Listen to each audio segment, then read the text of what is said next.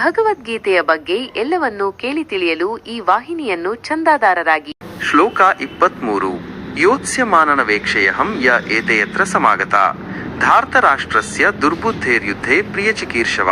23 ಶ್ಲೋಕ 23 ಯೋತ್ಸ್ಯಮಾನನವೇಕ್ಷಯಹಂ ಯ ಏತಯತ್ರ ಸಮಾಗತ ಧಾರ್ತರಾಷ್ಟ್ರಸ್ಯ ದುರ್ಬುದ್ಧೇರ್ಯುದ್ಧೇ ಪ್ರಿಯಚಿಕೀರ್ಷವ. 23 ವಿವರಣೆ.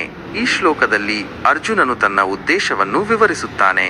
ದುಷ್ಟಬುದ್ಧಿಯುಳ್ಳ ಧೃತರಾಷ್ಟ್ರನ ಮಗನಾದ ದುರ್ಯೋಧನನ ಪರವಾಗಿ ಹೋರಾಡಲು ಬಂದಿರುವವರನ್ನು ನೋಡಲು ಬಯಸುತ್ತೇನೆ ಎಂದು ಅರ್ಜುನನು ಹೇಳುತ್ತಿದ್ದಾನೆ. ಅವರು ದುರ್ಯೋಧನನನ್ನು ಮೆಚ್ಚಿಸಲು ಬಯಸುವುದನ್ನು ನೋಡಲು ನಾನು ಬಯಸುತ್ತೇನೆ ಎಂದು ಅರ್ಜುನನು ಹೇಳುತ್ತಿದ್ದಾನೆ.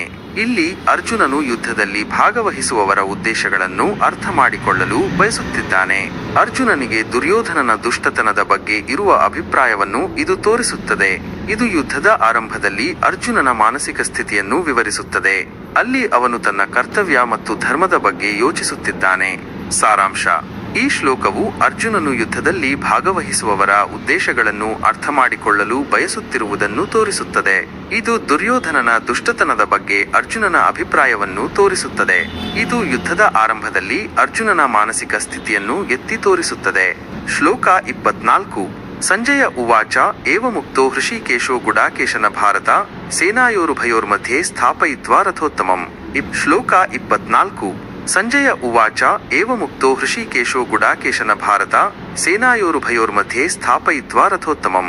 24 ವಿವರಣೆ. ಈ ಶ್ಲೋಕದಲ್ಲಿ ಅರ್ಜುನನ ಕೋರಿಕೆಯಂತೆ ಕೃಷ್ಣನು ರಥವನ್ನು ಎರಡೂ ಸೈನ್ಯಗಳ ನಡುವೆ ನಿಲ್ಲಿಸಿದ ಬಗ್ಗೆ ಹೇಳಲಾಗಿದೆ. ಸಂಜಯನು ಧೃತರಾಷ್ಟ್ರನಿಗೆ ಯುದ್ಧದ ದೃಶ್ಯಗಳನ್ನು ವಿವರಿಸುತ್ತಿದ್ದಾನೆ. ಅರ್ಜುನನು ಗುಡಾಕೇಶ ಕೃಷ್ಣನಿಗೆ ಹೃಷೀಕೇಶ ರಥವನ್ನು ಎರಡೂ ಸೈನ್ಯಗಳ ಮಧ್ಯೆ ನಿಲ್ಲಿಸುವಂತೆ ಕೇಳಿದನು. ಕೃಷ್ಣನು ಅರ್ಜುನನ ಮಾತನ್ನು ಕೇಳಿ ರಥವನ್ನು ಎರಡೂ ಸೈನ್ಯಗಳ ಮಧ್ಯೆ ನಿಲ್ಲಿಸಿದನು. ಇಲ್ಲಿ ಅರ್ಜುನನು ಯುದ್ಧ ಭೂಮಿಯಲ್ಲಿನ ಪರಿಸ್ಥಿತಿಯನ್ನು ಸ್ಪಷ್ಟವಾಗಿ ನೋಡಲು ಬಯಸಿದ್ದನು. ಕೃಷ್ಣನು ಅರ್ಜುನನ ಕೋರಿಕೆಯನ್ನು ಈಡೇರಿಸುವ ಮೂಲಕ ಅವನಿಗೆ ಸಹಾಯ ಮಾಡಿದನು. ಇಲ್ಲಿ ಗುಡಾಕೇಶ ಎಂದರೆ ನಿದ್ರೆಯನ್ನು ಗೆದ್ದವನು. ಇದು ಅರ್ಜುನನ ಒಂದು ಹೆಸರು. ಸಾರಾಂಶ. ಈ ಶ್ಲೋಕವು ಅರ್ಜುನನ ಕೋರಿಕೆಯಂತೆ ಕೃಷ್ಣನು ರಥವನ್ನು ಎರಡೂ ಸೈನ್ಯಗಳ ಮಧ್ಯೆ ನಿಲ್ಲಿಸಿದ ಬಗ್ಗೆ ವಿವರಿಸುತ್ತದೆ. ಇದು ಅರ್ಜುನನ ಗೊಂದಲ ಮತ್ತು ಯುದ್ಧದ ಬಗ್ಗೆ ಅವನ ಆತಂಕವನ್ನು ತೋರಿಸುತ್ತದೆ. ಇದು ಯುದ್ಧದ ಆರಂಭದಲ್ಲಿ ಅರ್ಜುನನ ಮಾನಸಿಕ ಸ್ಥಿತಿಯನ್ನು ಎತ್ತಿ ತೋರಿಸುತ್ತದೆ.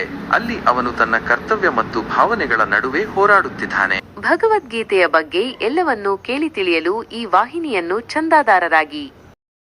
ಭಗವದ್ಗೀತೆಯ ಬಗ್ಗೆ ಎಲ್ಲವನ್ನೂ ಕೇಳಿ ತಿಳಿಯಲು ಈ ವಾಹಿನಿಯನ್ನು ಚಂದಾದಾರರಾಗಿ.